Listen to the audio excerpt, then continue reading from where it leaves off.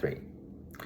When I was preparing for this speech, I went over many topics in my head and just couldn't pick one to stick with and to get started with. Then I was thinking, what is there something unique that I know and I can be an expert in? As many of you know from this class, I was born in Moscow, Russia, the country that is very different from the United States. And that involves culture, tradition, food, and many other factors. So in my speech today, I'll be talking about 4 most bizarre and funny differences in day-to-day life of an American and Russian citizen. We will start with going back all the way to my first day moving to United States. Back in September 2013, I was getting picked up by a host family to live in Long Island, New York. And we're driving in a car, trying to break some ice, get to know each other, get into the house, dropping our clothes and baggage off, and it's about a dinner time. Well, first of all, what was for dinner? Pizza. And in my head, as a Russian, the first thing that goes through is like, oh, here we go.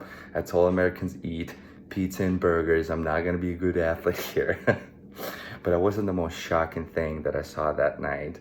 When my little host brother asked his mom to get him a glass of water, she did the most weird for me thing that I could have thought of. She went to the sink and got a glass of tap water. But like, who does it? I was going through my head. And for reason because we do not whatsoever drink tap water in Russia, even though it is not considered to be the worst one in the world, for example, comparing to the countries like I've been to, like Egypt, Turkey, Tunisia, and other Western Europe countries. But we just simply don't drink tap water. If you want to use it, we have to boil it first, then we filter it, just because the water and tap water in Russia consists of many chemicals and different other substances, and it's just not the best and smartest idea to do so. Moving on to the point 2, and it's another aspect of our day-to-day life. And it's, how about Americans learn how to pick up their cell phones? We use pretty much everything here to text, but rather than call. Like, we have Snapchat, Twitter DMs, Instagram DMs, just text messages like iMessages, literally anything, any way that we can avoid to picking up the phone and actually talking to a person. In Russia, people prefer to hear things face to face so they can trust the person they're talking to and with. If you or any of your friends have anyone related from Europe, you might have experienced the following situation. They're using some sort of messenger and they decide to send you recorded voicemails. Yes, it is true. We use WhatsApp Messenger as the most used one in the United States. And we send it 10 to 15 seconds. We talk to the phone like this, and send a voicemail rather than typing in the text. And it is very crazy for Americans. Third, lots of people in the United States think that we are very grumpy and not welcoming people. It is not true, but I understand where it comes from. First of all, I was raised in a city with population over around 30 million people, Moscow. And saying hi to a stranger in a street that is walking the dog is just simply impossible because you see thousands of new faces every single day. We sometimes don't even say hi to the people that live in the same building with us. I personally had, through my entrance into apartments, we had around 170 people living in there, which is, 10 people per floor, 17 floors.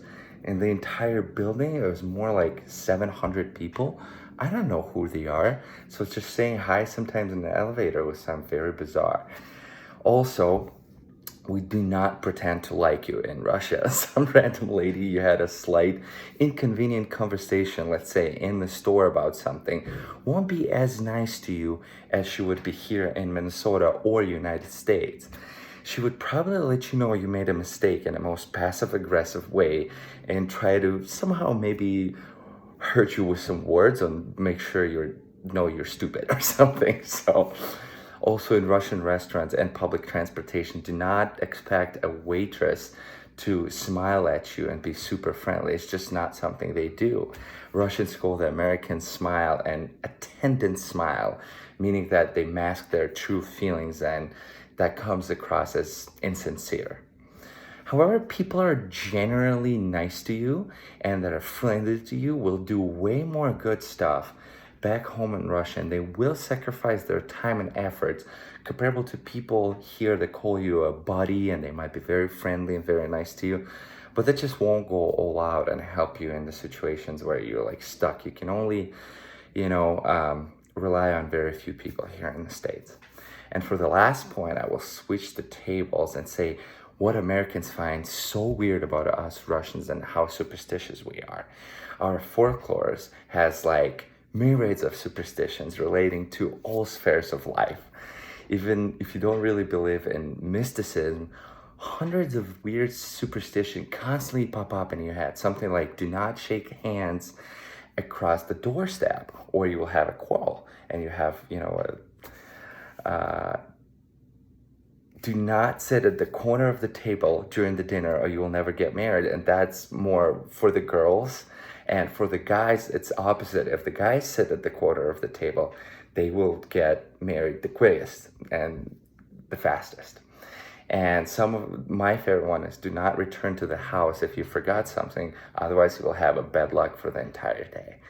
So everything I talked to you today is about comes up to a point in conclusion there. I want to say that we all come from different traditions, backgrounds, cultural differences, and so on. We're all unique in our different ways, and only constant dialogue can erase those borders of a misunderstanding between us. Thank you.